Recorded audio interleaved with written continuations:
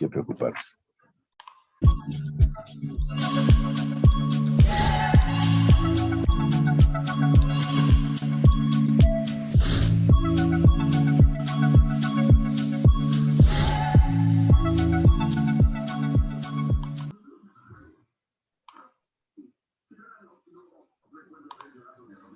Muy buenas tardes a todos, bienvenidos.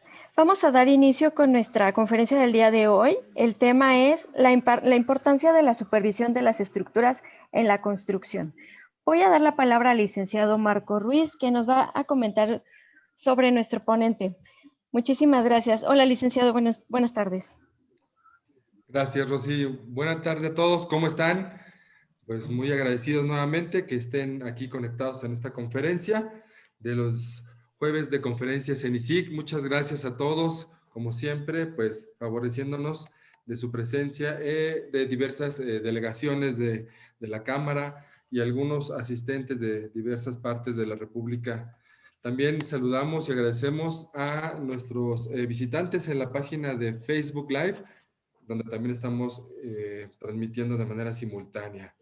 Pues muy bien, nuestro tema del día de hoy, como bien lo comentó Rosy, la importancia de la supervisión de las estructuras, ¿verdad?, en la construcción, un tema verdaderamente interesante y que, bueno, tenemos a un especialista de primer nivel que me permito presentarlo. Él es el ingeniero José Luis Esquivel Ávila. Él realizó sus estudios de Ingeniería Civil en la Universidad Nacional Autónoma de México. Ha formado parte del equipo del doctor Leonardo Sebart Weichers en diferentes proyectos de estructuras, mecánica de suelos y cimentaciones. Ha colaborado en diferentes empresas consultoras y constructoras mexicanas, italianas, japonesas, alemanas y estadounidenses, donde se ha desempeñado como ingeniero estructurista, residente, supervisor, superintendente y hasta alcanzar responsabilidades a nivel gerencial. También ha sido subdirector técnico de la Secretaría General de Obras de la Ciudad de México. Es miembro numerario del Colegio de Ingenieros Civiles de México, de la Sociedad Mexicana de Ingeniería Sísmica, así como también de la Sociedad Mexicana de Ingeniería de Estructuras. Fue secretario técnico de la División Técnica de Protección Civil del Colegio de Ingenieros Civiles de México y ex coordinador de Protección Civil en las alcaldías de Iztacalco e Iztapalapa. Es coautor y revisor de diferentes publicaciones de ingeniería civil. Actualmente, profesor de la Facultad de Ingeniería en el área de estructuras y en la Facultad de Arquitectura desde hace 37 años. Pues muchas gracias, José Luis. Pues esperamos que esta plática sea de todo interés de la audiencia y, como siempre, les recomendamos que cualquier duda que vayan ustedes teniendo, pues nos hagan favor de manifestarla a través del chat de la aplicación de Zoom o si están en Facebook Live a través de la cajita de diálogo. Pues muchas gracias y te cedo la palabra. Adelante. Gracias, Marco. Y gracias a nuestra anfitriona también, la licenciada Rosa María Vázquez. Muy bien, vamos a comenzar con una presentación de PowerPoint. Voy a hacer uso de un pizarrón y de unas presentaciones. Entonces, voy a compartirles la pantalla de la presentación. ¿Ok? Ahí se está viendo. Correcto. Bueno. Pues sí, vemos el archivo. Vamos a comenzar con esta pequeña presentación en donde vamos a ver cuáles son las funciones del supervisor. Esto todo el mundo, bueno, o las personas que se dedican a la cuestión de la construcción, las estructuras y la obra, lo conoce. Pero no nos vamos a ir tanto a la cuestión administrativa, sino a la cuestión técnica. ¿Ok? Entonces, vamos a comenzar. Una definición de supervisión. Pues hay muchas definiciones de supervisión, pero la supervisión es una revisión y verificación en tiempo real, técnico-administrativo, del cumplimiento de un contrato que celebran por una parte un dueño y el otro una contratista o una compañía constructora. Los objetivos de la supervisión es revisar, verificar e informar oportunamente que las personas contratadas cumplan con los alcances y términos de referencia definidos por el contratante. Contenidos estos en Aquí hay varios rubros. Los estudios, que pueden ser estudios preliminares, contratos. Aquí también los estudios pueden involucrarse los planos estructurales, los planos de taller, en el caso de estructuras de acero, documentos, códigos, reglamentos y normas aplicables, así como todas las especificaciones que incluyan estos planos de ingeniería de detalle o de ingeniería de taller, incluyendo los aspectos relativos a la calidad, tiempo y costo. Estos son 3 rubros: calidad, tiempo y costo, que no debemos de perder de vista. La calidad, debemos de hacer énfasis en que la calidad no se crea, la calidad se controla. ¿Sí? Y el tiempo y el costo, bueno, están a nuestro favor si los tenemos controlados del mismo contrato respectivo, dando seguimiento puntual hasta la conclusión de la obra. Hay que tener una clara diferencia entre lo que es la supervisión de obra y la gerencia de proyectos. La principal diferencia entre la supervisión y la gerencia de proyectos es la participación de estas. Por ejemplo, la supervisión inicia a partir de que una obra contratada de acuerdo a un proyecto determinado, es decir, inicia cuando se empieza la obra, lo cual ahorita vamos a comentar cuáles serían las bondades o las desventajas del mismo, y con unas especificaciones y alcances definidos. Y la segunda, lo que es la gerencia de proyectos, puede iniciar desde antes, desde la concepción misma del proyecto, incluyendo los estudios previos requeridos y la coordinación de todas las actividades, incluyendo la supervisión que aseguren la correcta ejecución del proyecto hasta su término y puesta en marcha. En ambos alcances se determinan 3 fases: antes de la obra, durante la ejecución de la obra y después de la ejecución de la obra. Entonces, vamos a hablar de la supervisión de obra. Revisa de manera detallada y previo al inicio de los trabajos, y aquí lo subrayé, el expediente técnico de la obra asignada a la empresa constructora. Muchas veces en las licitaciones, cuando nosotros compramos las bases de concurso, tenemos que presentar nuestras propuestas económicas, técnicas. A veces no tenemos tiempo de empaparnos bien del proyecto. Entonces es muy importante que la supervisión, antes de iniciar la obra, a veces iniciamos muy apresuradamente la obra, conozca perfectamente todo lo que se refiere a la misma, ya que si no empezaríamos con diferencias. Generalmente la supervisión inicia actividades cuando comienza la obra y a veces después de iniciar la obra. Esto trae como consecuencia que los trabajos se puedan cometer errores de fabricación, de construcción y cometer faltas al marco normativo vigente, ya que frecuentemente no se cuentan con los planos ejecutivos de ingeniería de detalle ni con los planos de taller correspondientes. Sabemos que es práctica normal que a veces, o antes así se usaba, ahora ya es un poco más estricto, sacábamos los planos de licencia, los presentábamos como planos ejecutivos, cosa que después los íbamos corrigiendo en el transcurso del proyecto. Bueno, las actividades de la supervisión de obra es identificar los posibles cambios y modificaciones del expediente técnico. Es decir, siempre nos vamos a encontrar en la obra con condiciones que probablemente no hayamos previsto en el proyecto. Revisa y propone adecuaciones al programa de los trabajos a realizar. Es decir, si hay algún cambio, cómo se van a hacer esas adecuaciones, para que no se pierda de vista lo que ya vimos, la calidad, el tiempo y el costo. La apertura de la bitácora de obra en la que se establece la fecha de inicio de trabajos. Esta bitácora va a ser la herramienta que va a utilizar el supervisor de obra para plasmar en ella todos los cambios que sufra la obra respecto a los expedientes contractuales. Y va a ser su herramienta de trabajo. Entonces tiene que estar prácticamente cuidando de ella. Durante la ejecución de la obra, va a realizar todas las actividades necesarias para garantizar el cumplimiento del programa de trabajo, va a revisar y aprobar las estimaciones de las obras ejecutadas, volúmenes adicionales y conceptos fuera de catálogo para su autorización por parte de la gerencia de proyecto. Pues esto es muy normal, ¿no? Que salgan trabajos o volúmenes adicionales que no se previeron porque a veces no se contaban con topografía o algún muro de contención que había que hacer extra, etcétera, etcétera, y que se tiene que hacer para poder llevar a buen fin la obra. Identifica los cambios estructurales, arquitectónicos y de proceso que se requieran para la correcta ejecución de los trabajos. Realiza informes periódicos del estado de la obra, incluyendo reportes fotográficos y de avance físico-financiero. Recuerden que una fotografía o una imagen dice más que 1000 palabras. Bueno, después de la ejecución de la obra, el supervisor de obra revisa la terminación de los trabajos ejecutados conforme al programa convenido y verifica la entrega-recepción de los mismos.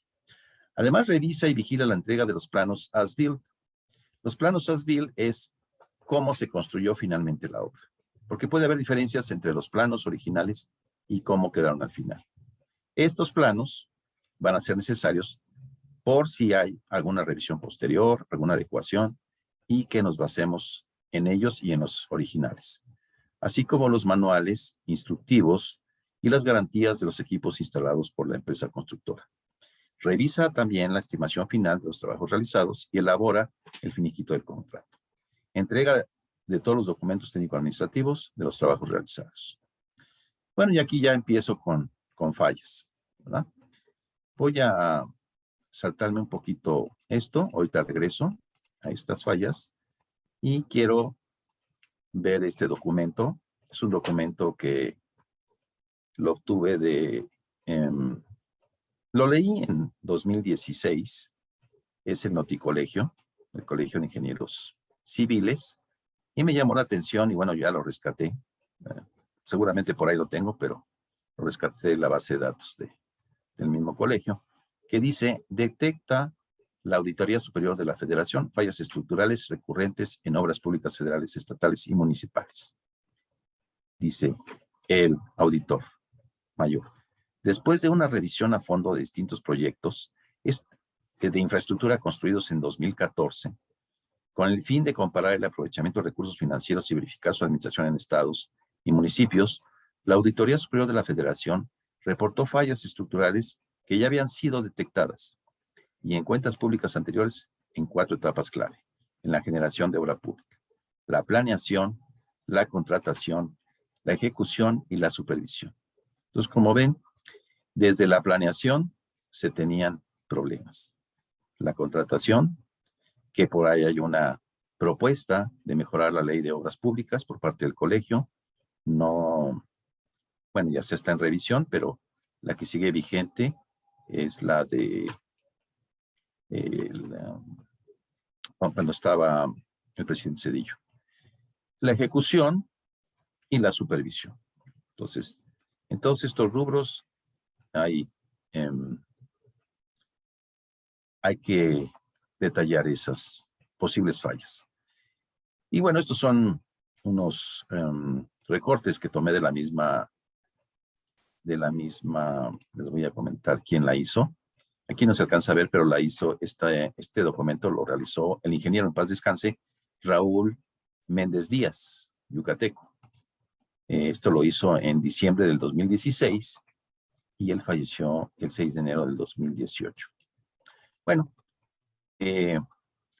dice aquí que el titular de la ASF, Auditoría Superior de la Federación, precisó que los resultados expuestos tienen su origen en 133 auditorías donde se revisó la contratación, la ejecución, el pago y puesta en marcha en cuanto a tiempo, costo y calidad, así como el aprovechamiento de recursos, además de 670 auditorías que realizó la misma auditoría a fondos y programas vinculados con obras públicas correspondientes al año 2014.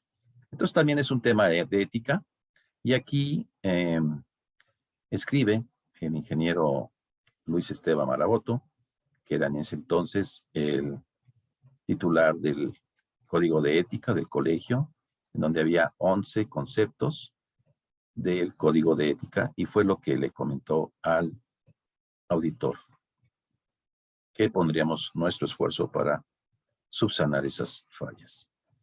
Bueno, el mismo ingeniero, Raúl Méndez Díaz, tiene este otro paper, otro documento, que se llama el grado de definición de un proyecto. Con la mayor frecuencia se citan proyectos de infraestructura, me voy a permitir leerlo, que es nada más una cita. Con la mayor frecuencia se citan proyectos de infraestructura que falta en cumplir con 3 parámetros recomendados para medir el éxito del proyecto: calidad, tiempo y costo. Si se fijan, se repite mucho. En un análisis de las causas de dichas fallas realizado por la Auditoría Superior de la Federación, porque está basado en la nota anterior, se encontró la planeación deficiente como uno de los motivos más frecuentes.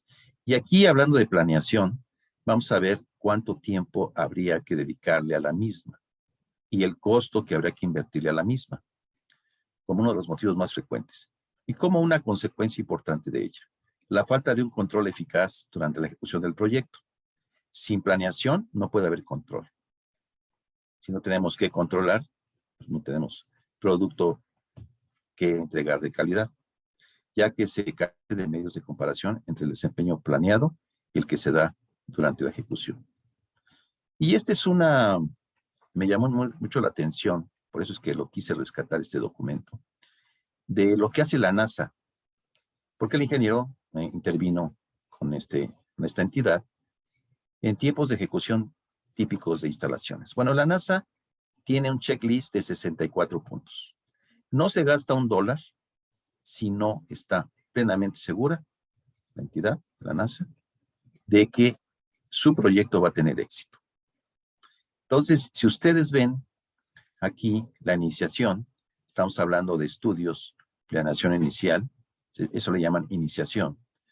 Después, en planeación está el diseño y algo que llaman procura. Y bueno, aquí están los meses. Estamos hablando de 63 meses, que son mucho tiempo. Y finalmente la construcción, ¿no? 18 meses. Entonces, simplemente aquí tenemos 20 meses y aquí tenemos otros 20 meses. Aquí tenemos 20, 40, 45 y el resto para tener los 63 meses. Es decir, se hace una planeación muy cuidadosa. Aquí quiero hacer un énfasis en los costos que se le dedican a la planeación. En el mundo, y eso lo dijo el ingeniero Santoyo Villa en una entrevista que le hizo una periodista famosa, se dedica el 1 al 5%, 6% del costo total de la obra para hacer el proyecto ejecutivo. Y se la hizo cuando pasaron algunas cosas en la Carretera del Sol, si ustedes recuerdan, cuando hubo algunos caídos, etcétera, etcétera. Entonces él decía, eso es lo que se dedica en el mundo para pagar. Y en México se estila pagar el 0.1% al proyecto. Entonces, ahí tocó un punto muy álgido de no le invertimos al proyecto y muchas veces, y lo sabemos, la constructora a veces hasta regala el proyecto con tal de que pues pueda entrar en el concurso de obra. Eso tenemos que subsanarlo. Dice aquí, aunque muchas veces se confunde la supervisión con la gerencia de proyecto, en la práctica sus funciones son totalmente diferentes. Sus alcances no tienen por qué mezclarse y su intervención en el proyecto se da en tiempos diferentes, ya que la supervisión se limita a la etapa de construcción y la gerencia de proyecto debe ejercer durante todo el ciclo de vida de este. Acuérdense que hay planeación, o sea, proyecto, ejecución o construcción, operación y mantenimiento, y finalmente llegaríamos a una etapa de rescate, si es que se puede. Hablando, por ejemplo, de una carretera. Todo proyecto tiene uno o varios objetivos que exigen una planeación cuidadosa para determinar con precisión los trabajos a realizar, su costo y el tiempo necesario para ejecutarlos. Es indispensable que todo esté claramente definido antes de iniciar la tarea de construcción. ¿Para qué? Para que no existan los famosos sobrecostos. La planeación requiere muchas actividades que por su interconexión y su carácter iterativo obligan a darle el tiempo que ahora se considera indispensable para el éxito final. Tiene aquí unas conclusiones, obviamente me salté muchas cosas de las que dice. Ayudaría mucho a mejorar el desempeño de los proyectos de la infraestructura, la difusión, aplicación y hasta legislación sobre las técnicas que, como aquí como la que aquí se expuso, o que la que expuso el ingeniero Méndez, recomienda a la gerencia de proyectos, incluyendo los procesos necesarios para dicha aplicación. Debemos dar a conocer a nuestros legisladores que existen estas técnicas y que los retrasos y sobrecostos pueden y deben ser evitados. Los ingenieros civiles tenemos la obligación de divulgar esto y nuestras agrupaciones profesionales deben promover su implantación, aún esperando una gran oposición, ya que la gerencia de proyectos implica una claridad, transparencia y honestidad que no a todos conviene. Y bueno, ahí ya entraríamos en otro tema. Bueno, los efectos de la planeación suficiente de cada proyecto a realizar, precedidos de una planeación estratégica de la infraestructura, sería de gran provecho para el país, de gran significado para el prestigio de nuestra profesión. La planeación estratégica de los proyectos de infraestructura y la específica de cada proyecto son actividades diferentes, aunque complementarias.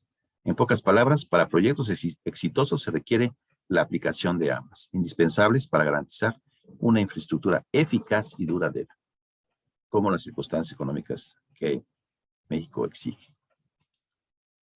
Y después hay otro trabajo del ingeniero Albarrán que se llama Proyectos Públicos de Infraestructura que no cumplen sus objetivos. Viene en la misma revista. Dice, la pobre definición de los proyectos no solo incrementa, vuelve a hablar de los proyectos, no solo incrementa su costo y su tiempo de ejecución, sino que además reduce su eficiencia operativa, por lo que no aporta al país el valor esperado. Así, con frecuencia, la tasa interna de retorno real resulta mucho menor que la esperada, que la estimada, al incrementarse el monto de inversión y reducirse el valor del servicio prestado. Proyectos de infraestructura mal desarrollados impiden salir del subdesarrollo. Entonces, vuelve a tocar el punto de la planeación. Aquí, esta parte la voy a tocar posteriormente. Es un puente en Chile que tuvo fallas pues muy interesantes de fatiga. Y aquí se ve por arriba y aquí está por abajo. Es una trave metálica que falló por fatiga. Es decir, los ingenieros civiles generalmente no estamos avesados o no diseñamos por fatiga algunos elementos como los puentes o como algunos otros elementos.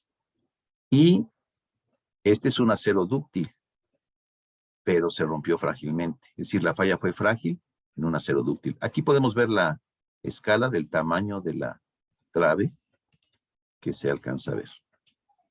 Esto lo vamos a tocar más adelante. Aquí se ve la separación de un acero dúctil. Entonces vamos a pasar al pizarrón para explicar algunos otros tópicos y regresamos con esa falla. Bien.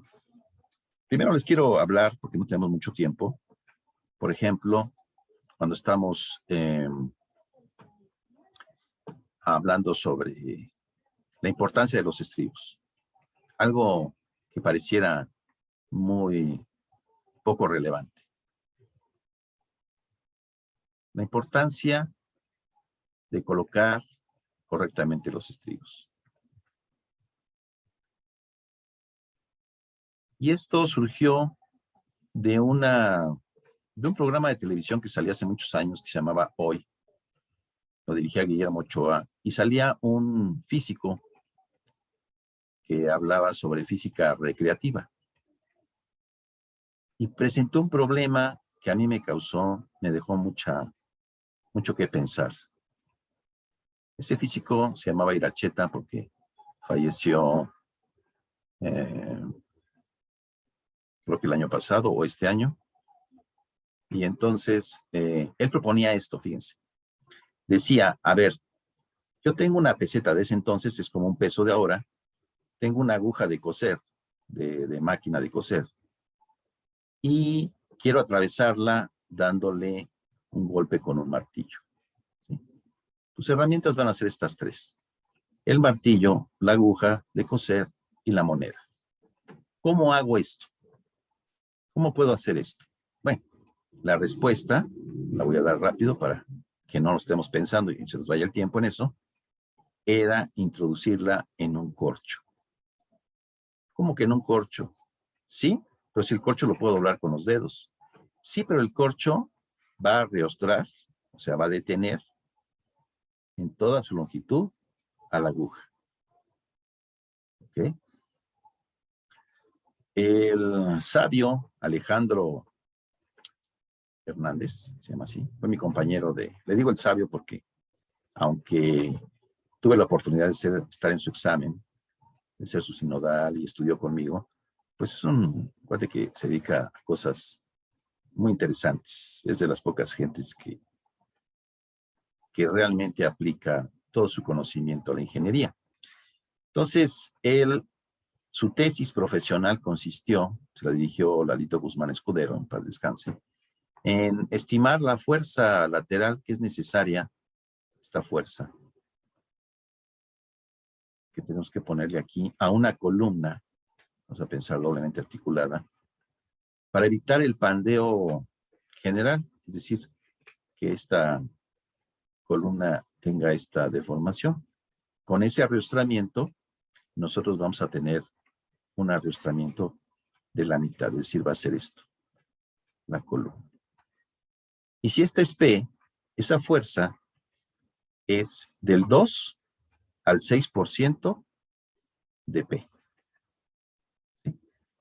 Y esto lo podemos ver reflejado en las nuevas normas. De alguna manera aparece, fíjense, aparece ahí. Qué cosas tan interesantes, ¿no? Bueno, si yo le pongo valores, pues por ejemplo, si P es 10,000, ¿verdad? 10,000 kilos o 10 toneladas, ¿cuánto vale F?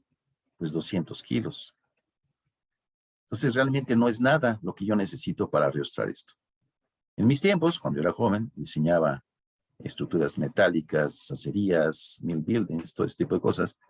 Estos perfiles que arreostraban las columnas, los diseñábamos por esbeltez, es decir, no los calculábamos. No había computadoras, usábamos cross, usábamos todo ese tipo de ayudas, que también es muy importante tener en mente los números gruesos. No debemos de engolosinarlos con los softwares porque podemos encontrar muchas fallas. Y más si esos softwares son piratas. Entonces, ¿a qué voy? A que no necesito una gran fuerza para poder restringir el acero.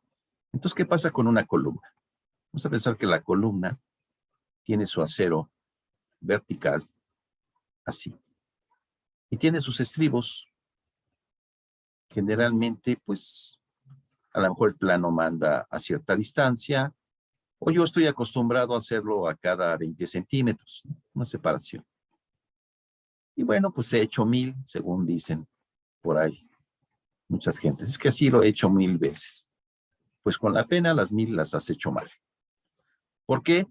Porque entre más cierres los estribos, menos posibilidad tienes de que esto se pandee.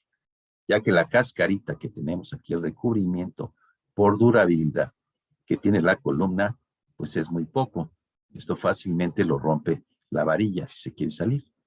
Si el estribo no está bien cerrado, es decir, si el estribo, lo voy a dibujar con el mismo color que dibujé ese estribo, que es un moradito, va a pasar lo mismo, porque si yo dejo un estribo abierto, pues eso y nada es lo mismo.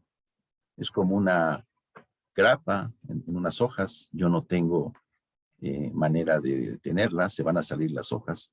Entonces, este estribo lo que va a hacer es que pues, va a romper fácilmente el recubrimiento de durabilidad y se va a abrir. Entonces, ¿qué va a pasar? Que esta varilla va a fallar así. Entonces, debo de reducir lo más que pueda la separación de estribos. El costo de estribos, ustedes lo saben, es muy bajo. Y en cambio, el incremento de seguridad es muy alto. Entonces, ¿qué hay que hacer? Pues hay que seguir la normatividad, la especificación. ¿Qué es lo mínimo minimorum que nos pide el reglamento para llegar a hacer un doblez a 135 grados, cerrado, y lograr entonces un estribo que realmente arriostre las columnas, porque esa es su función. Una de las funciones es arriostrar y otra es resistir el cortante, sí, correcto. La fuerza cortante o la fuerza por torsión también, que muchas veces no se diseña. El fallo, el colapso de la Universidad Iberoamericana en 1979, el 14 de marzo de 79, se debió a una falla por torsión, es decir, a un mal diseño. Querían ahí implicar a alguna constructora, entonces Ballesteros, pero no, el error fue de diseño. Entonces, es muy importante el llevar a cabo todos estos detalles que parecen muy insignificantes para lograr el éxito. ¿Qué pasaría en un pilote? Vamos a pensar un pilote.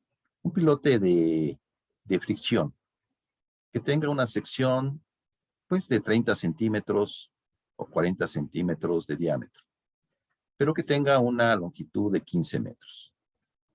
Pues realmente es una estructura muy esbelta. ¿Cómo la voy a izar? ¿Cómo la voy a hincar? Necesito unas orejas aquí, ¿verdad? Unos estrobos que tengo que dejarle desde que lo cuelo en el piso, generalmente lo cuelan en el piso, luego lo levantamos con unas eslingas, con unas vigas, ¿verdad? Para que esto no se vaya a romper. Y ya que lo tengo vertical, pues le pongo un seguidor para poderlo hincar. A veces en un suelo blando no necesito tantos golpes. De hecho, cuando se hizo el segundo piso, ahí en Cuemanco, prácticamente se iban como en mantequilla los pilotes, ¿no? Se perdían. Bueno, mientras el pilote esté fuera del terreno, pues es un elemento muy esbelto. Cuando el pilote ya está hincado, ¿qué sucede? Pues lo mismo que la aguja de coser, está arrostrado por el suelo, ¿sí? Y entonces, pues tiene una capacidad bárbara, ¿no? Esta carga que podemos calcular aquí es una capacidad extraordinaria. Mientras no tiemble, porque cuando tiembla, si este es un suelo, obviamente lo estamos poniendo porque es un suelo de baja capacidad de carga, de alta compresividad, que es un suelo que puede ser cohesivo, pues pierde cohesión cuando viene el sismo. Y entonces, por eso necesitamos forzosamente hacer un cajón de cimentación más un pilote de fricción. Si no hacemos esta estructura mixta, podemos caer en la falla. ¿Por qué? Porque mientras en condiciones estáticas el cajón se lleva vamos a llamarle así, el 15% y el pilote el 85%, en condiciones estáticas, en condiciones dinámicas, los pilotes bajan su capacidad, podríamos decir, a lo mejor no tanto, pero vamos a poner un número, 40%, ¿y quién toma el resto? Pues el cajón, 60%. ¿Sí? Esto es increíble, porque cuando yo empecé a trabajar como ingeniero, colaboré con el doctor Sebar, y el doctor Sebar diseñaba los cajones con este porcentaje, y los pilotes con este otro. En el libro de Tamés, que se llama Estructuras Superficiales, él diseña con esta condición, pero no contempla esta. ¿Y quién comprueba esta teoría? El doctor Mendoza. El doctor Mendoza comprueba esa teoría. ¿Sí? El doctor Mendoza. Dame un segundo. Ya, colgar. Y él lo que hace es que instrumenta, fue su trabajo para entrar a la Academia de Ingeniería, instrumenta tanto el cajón como los pilotes para ver cuánto cargan en condiciones estáticas y en condiciones dinámicas. Lo demuestra, ¿verdad? Bueno, pues esa es una pequeña introducción de lo que tenemos que hacer con la supervisión. Entonces, las normas, por eso debemos aplicarlas, pero también debemos de ser conocedores de la física y de las matemáticas. Es decir, la física, la naturaleza, nos da el comportamiento de las estructuras. Entonces, si nosotros tenemos alguna duda en cuanto a la interpretación de las normas, pues podemos hacer uso de nuestros conocimientos de mecánica de materiales, de mecánica de sólidos, y eso nos va a dar la solución, ¿sí? Tan fácil como eso. Bueno, tenemos muchos otros casos, por ejemplo, el caso de la soldadura de varillas. Es otro caso que ya se me está acabando el tiempo y prácticamente nada más vamos a ver, yo creo que 3 casos, pero esto nos lleva a un sinfín de ideas. Mucha gente, de acuerdo a los croquis que hizo el maestro de Buen, en donde ponemos 2 varillas y mandamos a hacer un bulbo, ¿verdad? Y ponemos un ángulo de respaldo y hacemos todo un protocolo para soldar esto. Es adecuado siempre y cuando el acero sea soldable, ¿sí? En México, poco acero es soldable. Es decir, hay un documento del doctor Mario,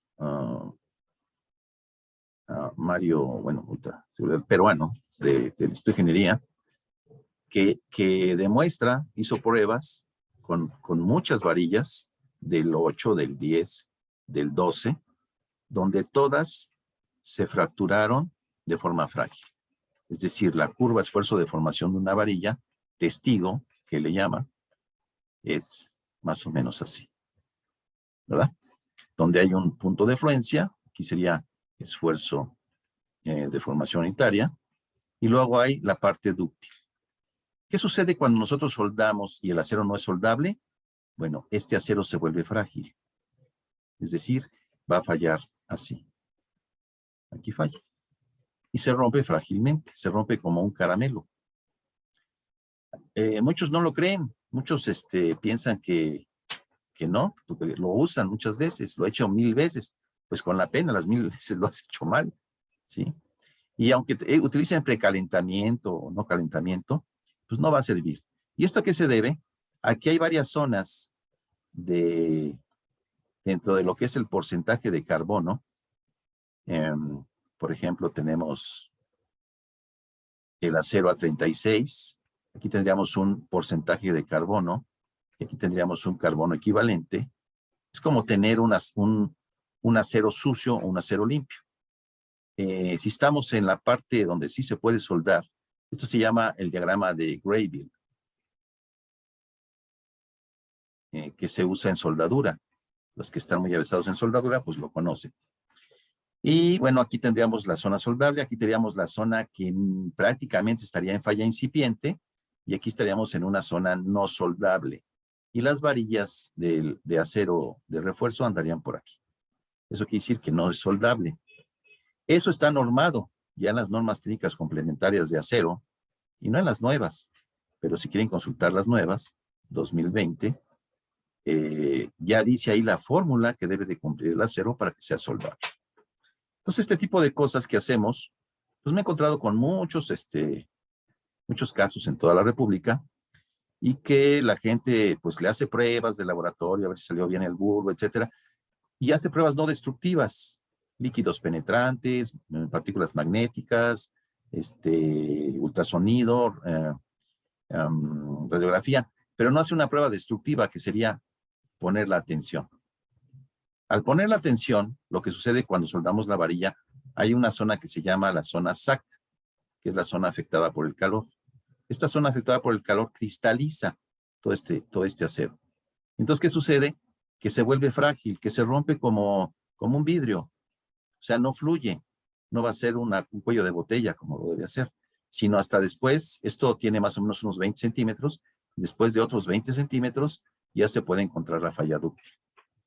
Entonces, es muy importante que ustedes hagan pruebas antes de proceder a cualquier proceso constructivo. Ya que si lo desconocen o no lo han hecho o no han hecho estas pruebas, pues pueden tener esas fallas, ¿sí?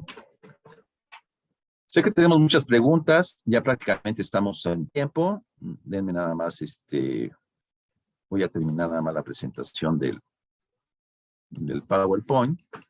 Y entonces, a ver, Ahí lo estamos viendo, permítanme. Ahí lo estamos viendo, ¿verdad? Esto que ustedes ven aquí es una platabanda, le llaman los españoles, o una cubreplaca, que se le puso a este perfil de acero y que ahí precisamente lo afectó la soldadura al material, lo cristalizó y vean la falla. Empieza una falla frágil. Aquí tenemos también otra falla frágil. Aquí tenemos otra falla frágil. Realmente son por fatiga, o sea, por cargas dinámicas. ¿Y qué sucedió con ese puente que les decía? Ese puente que se llama el puente Puduael, que está en Chile, este puente, que pueden ver el tamaño de la viga. No colapsó porque tenía 5 vigas, miren, se ve. 1, 2, 3, 4, 5. Pero, ¿cómo se reparó? Bueno, se le hicieron unos barrenos a una plancha y se atornilló. Aquí está el procedimiento, cómo se apuntaló, cómo se cortó esa plancha. Aquí se ve cómo están poniendo la nueva plancha. Y aquí están los tornillos. Entonces, de que se puede reparar, pero, por ejemplo, esta falla no fue en la soldadura, esta falla fue por una falla por fatiga frágil en un acero dúctil, cosa que nosotros muchas veces no estamos avesados. Bueno, aquí están haciendo los terminados del trabajo y bueno, con eso pues ya no tenemos más tiempo. Vamos a dar paso a las preguntas y respuestas. Gracias, ingeniero. Estamos checando si tenemos alguna pregunta. Deme Sí. un segundo, por favor. Es que tengo aquí un texto muy largo de Sí, lo Verónica estoy leyendo. Flores. Sí. La Comisión Federal de Mejora Regulatoria publicó Profemer. el 8 de marzo pasado proyecto de la norma oficial mexicana PROINOM 000 SE 2020, el cual establece las especificaciones, métodos de prueba, la información comercial y evaluación de los productos de hierro y acero para el sector de la construcción para proporcionar la seguridad al usuario de estos productos. La propuesta regulatoria es aplicable a los productos de hierro y acero enlistados en dicho proyecto, sujetos a la obra de construcción o edificación que se fabriquen, importante y o comercialicen en territorio nacional. ¿Qué opinan sobre esta propuesta de NOM? ¿Cómo espera que impacte esta nueva norma a la industria de la construcción? ¿Cuáles serían los pros y contras? Bueno, miren, aquí es muy sencillo. Si tenemos duda en una norma, porque generalmente siempre nos lleva la norma a algunas ambigüedades, pues vamos a hacerle pruebas. ¿Qué dice el reglamento? El reglamento te dice muy exacto. Si quieres usar bulbos, los puedes usar. Si quieres usar conectores mecánicos, los puedes usar, pero siempre y cuando hagas las pruebas respectivas. Entonces, si nosotros tenemos una norma y tenemos alguna duda, pues hagámosle pruebas al material, ¿no? Yo siempre es lo que hago. Si voy a hacer 5,000 casas, si voy a hacer 1,000 columnas, o 500 columnas, o 50 columnas, entonces, ¿por qué no destruyo una columna? Pero así me aseguro de que la columna no va a fallar. En cambio, si me baso exclusivamente en la norma, en la normatividad, que ya están muy estudiadas, que ya tienen muchas pruebas, pero que a lo mejor están hechas o están investigadas en laboratorio y por ciertas gentes y para cierto material, no va a ser aplicable para todos los materiales de toda la República. Entonces podríamos tener fallas aún aplicando la norma. Recuerden ustedes que después del sismo del 85, aparecieron las normas de emergencia del 85. Después del sismo del 57 aparecieron las normas de emergencia del 57. ¿Esto qué quiere decir? Bueno, pues que hubo una cierta corrección de la norma para poder, pues, presentar ahora los nuevos coeficientes.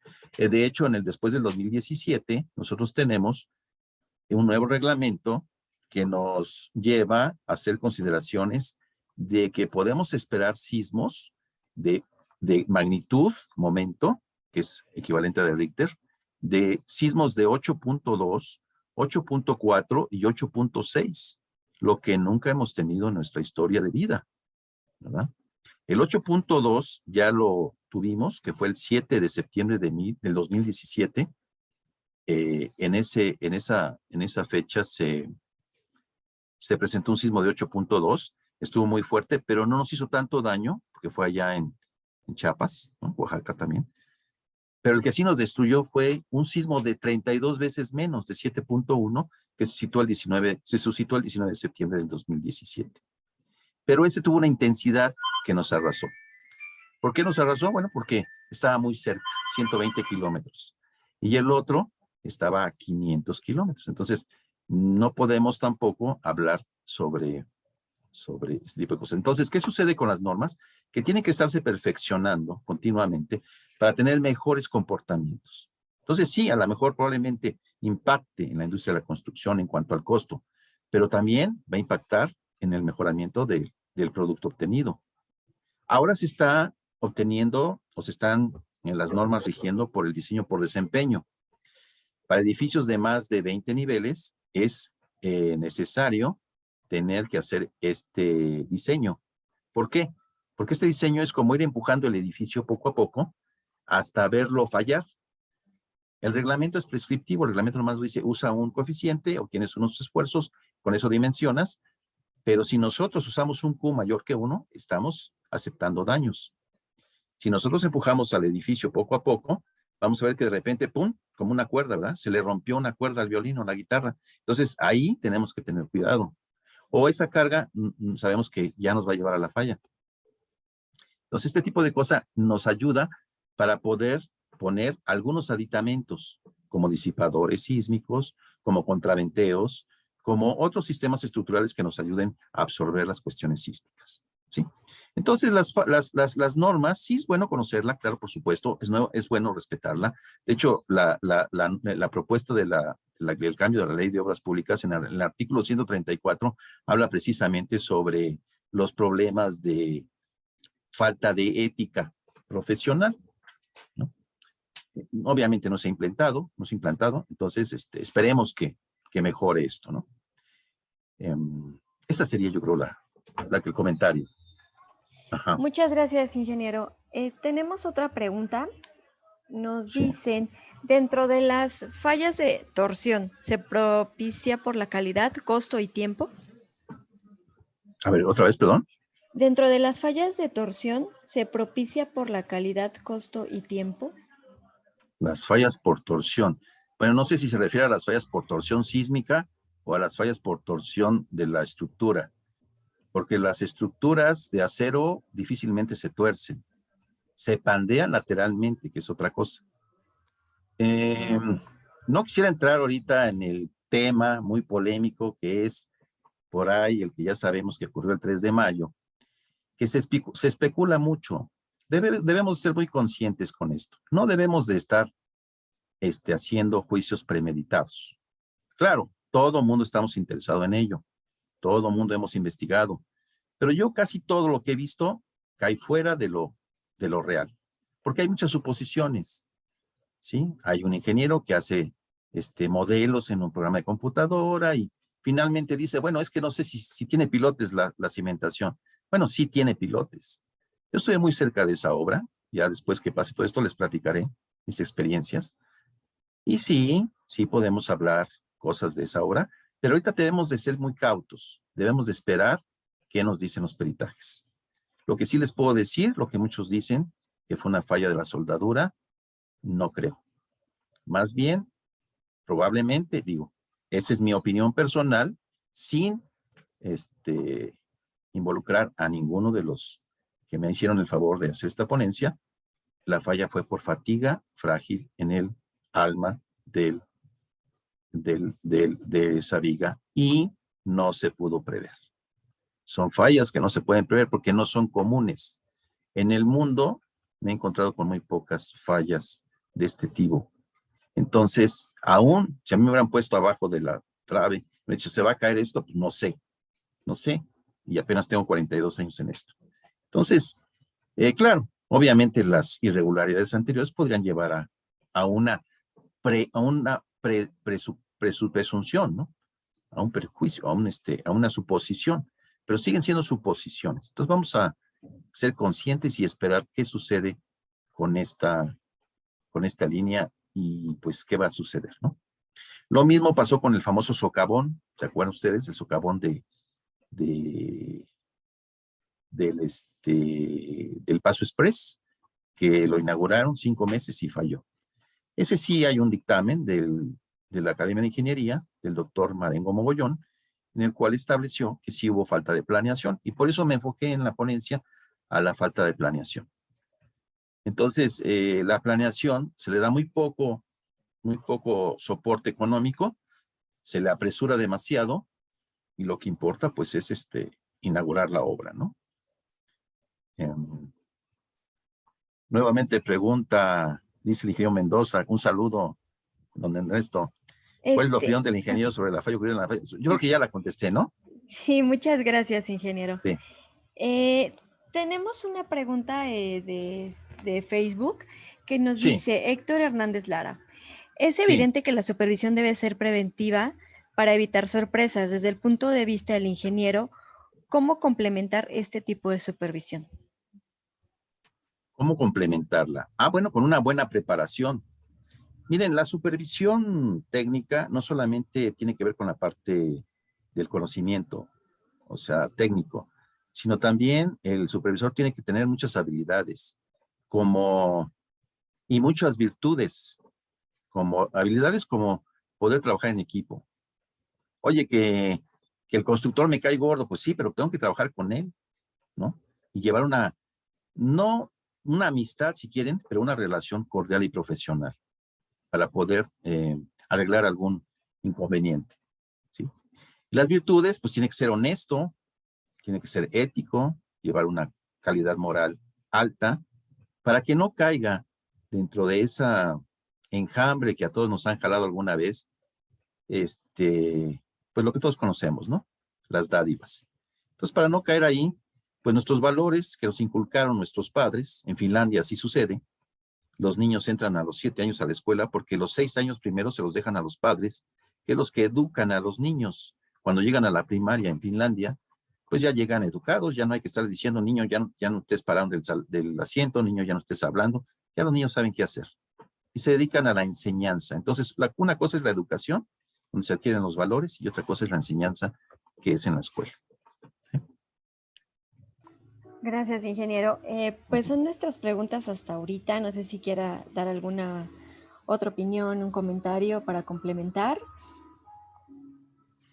Pues preguntan mucho sobre la línea 12.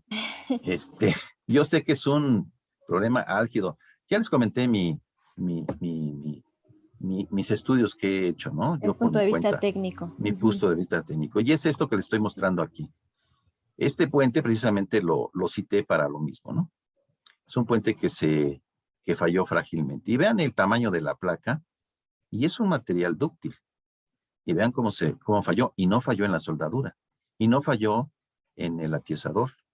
Entonces, nosotros, como ingenieros civiles. Perdone, ¿lo está proyectando o algo, ingeniero? Es que no lo vemos. Sí, perdón. No se ve. Disculpen ustedes. Sí, no se preocupe. A ver, ahí. Ahí ya se ve la imagen. Bueno, ahí está. Ahí se alcanza a ver, ¿no? Sí. Ahí se ve la magnitud del tamaño de la trave. Entonces, si se fijan, es una falla frágil. Parece que lo cortaron con tijeras, ¿no? Y no hay ahí ninguna soldadura. Lo que sí hay unas cubreplacas, si se alcanzan a ver aquí, y esas pudieron haber, ¿cómo se llama? Fragilizado al acero. Ahora, si quieren, les puedo compartir rápidamente unas fotografías de cómo se rompe el acero cuando se suelta. ¿Sí? Ese es rápidamente. Esas no las puse en el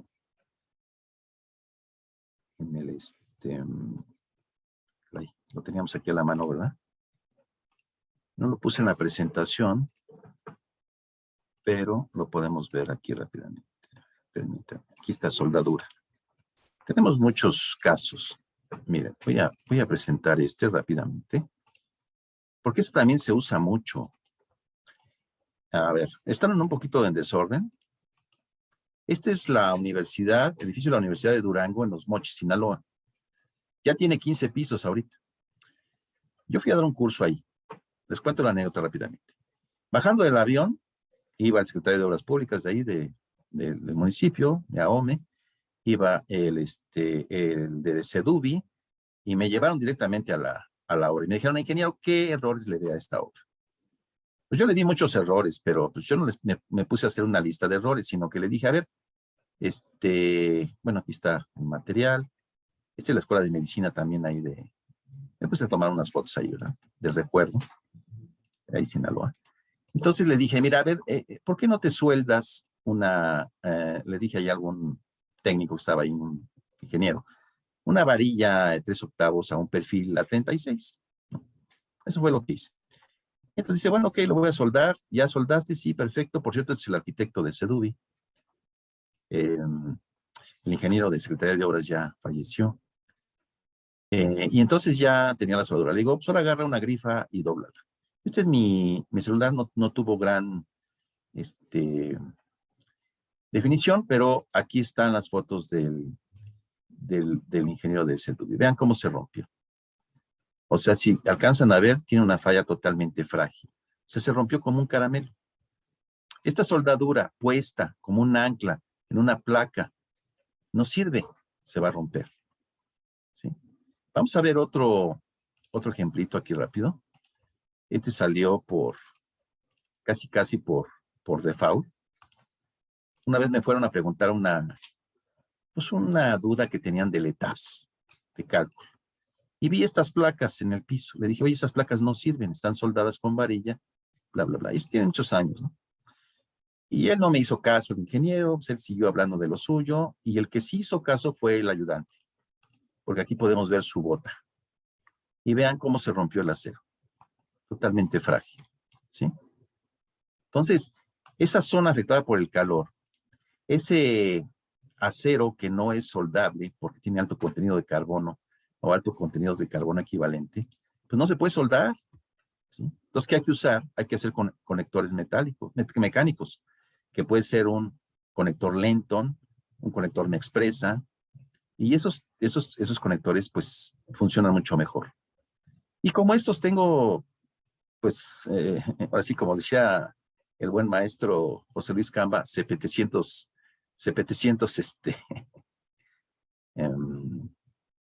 casos. Otro caso que quiero tocar es, por ejemplo, las fallas por viento. Rápidamente, miren, esto fue en Yecapistla. Esto es una cubierta, Morelos, ¿ya viste Morelos? Que se hizo con Montén. Muchas veces el Montén lo usamos nosotros como elemento principal. Jamás debemos usar Montén como elemento principal, porque su diseño, su fabricación, está hecho para soportar cargas como elemento secundario, no como elemento primario. No se cayó hasta el piso por este larguero que le pusieron aquí. Vamos a ver el detalle en la zona del doblez, cómo quedó. Y vean que yo siento que hasta hubo buena ingeniería, porque hay unas placas soldadas, es decir, supuestamente la persona que realizó esta obra, pues la hizo con un control, y probablemente si lo hubiera hecho bien, no con Montén, hubiera tenido éxito. Pero vean esto es como si fuera un papel, un cartón, y aquí está la otra trave que le da rigidez, aquí está su sifón para que no se atore el agua o el hielo cuando sí hay granizada. Les voy a mostrar otro caso, igual, de Montenes, en donde podemos ver aquí cómo se dobló Montén. A ver, voy a mover mi herramienta porque no me deja pasarlas ahí así. Y este es lo mismo, ¿no? Son como latas de refresco, vean, ahí está. Esas latas de Coca-Cola, de lo que ustedes quieran, pues no tienen rigidez, entonces no se pueden usar como elementos principales. Si mucha gente lo usa como elemento principal, ¿qué sucede? Pues que falla. Por ejemplo, me lo mandaron después. Dicen, aquí hay muchas de esas, ingeniero. Pues esto está destinado a adiós, a irse, ¿no? ¿Sí? No son elementos que se pueden usar como elementos principales, ¿sí? Por el pandeo local. Tiene un pandeo local y entonces genera el pandeo general. ¿Correcto? Y bueno, de estos hay muchísimos. Ahí se puede ver el montón. Oiga, pero se encaja y se restringe, pues encaja, se restringe. No, no sirve. ¿Sí? No se puede usar. Entonces, dentro del complemento de la supervisión, también debemos tener conocimiento del funcionamiento de cada material y para qué se usa. ¿Sí? No podemos conectar una cosa con otra, traslapar una cosa con otra, hacer conexiones. Les puedo hablar de muchos proyectos que se están haciendo actualmente, mal hechos. Están soldando varillas con elementos de acero. Se están poniendo anclas de varilla. Bueno, pues no sé si tengan un minuto más, les presento otro caso. Este es en Tepic, de soldadura. A ver. Es que la S está antes que la T, ¿verdad? Aquí está. Y claro, sí, estos no los puse en la presentación, pues porque tienen nombre y firma. Ah, no, este es en Pachuca. Perdón, ya estoy ahí quemando ahí pero bueno, lo hizo mal. A ver, permítanme. Tepic. A ver, aquí está Tepic. Bueno, a ver, este es un edificio en forma trapezoidal, y tenía 1, 2, 3, 4, 5, 6 columnas de concreto, en las cuales se pusieron unas columnas de acero. Bueno, ahí me mandan este dictamen, y yo pienso que la estaban izando, ¿no? La iban apenas a hacer la erección, la van a levantar. Pues no, ya había fallado. Esto tiene más o menos 20 metros, 12 metros hacia un lado y 8 metros hacia acá. Ya estaba forrada con piezas preciosas. Es un club hípico de gente que, estos son los arquitectos, estos no tienen la culpa, ¿eh? Y quiero presentarles, bueno, aquí está cómo falló. Aquí se alcanza a ver que la soldadura ni siquiera alcanzó a la varilla. Se chorreó la soldadura, porque fue de tapón. Entonces, si nosotros ponemos a un soldador que no tenga experiencia, bueno, y aquí gracias a Dios que no agarró nada, porque si hubiera agarrado, entonces hubiera caído frágilmente porque se hubiera roto la varilla, frágilmente. Bueno, quiero mostrarles nada más, y con esto termino este ejemplo. ¿Cuál fue el procedimiento? Miren, aquí tenía las varillas afuera. ¿Qué le costaba haberle hecho una rosca a la varilla, meter la placa, bueno, claro, su grout y todo? Bueno, además tenía una bajada de aguas allí en medio de la columna, cosa que pues, es completamente erróneo. Pero bueno, aquí yo hubiera hecho unas cuerdas en la varilla, o sea, no soldado, y pues el maestro trabajó pues, según lo que le dijeron. Entonces cortó las varillas, las dejó al ras. Eso sí, lo tapó muy bien la bajada de aguas para que no fuera a tapar. Y luego metió una placa con unos agujeros que ni siquiera los barrenó. Yo creo que los hicieron con oxicorte, bastante mal hechos. Y luego le aplicó la soldadura de tapo. Esa soldadura que vimos que no sirvió de nada. ¿Sí?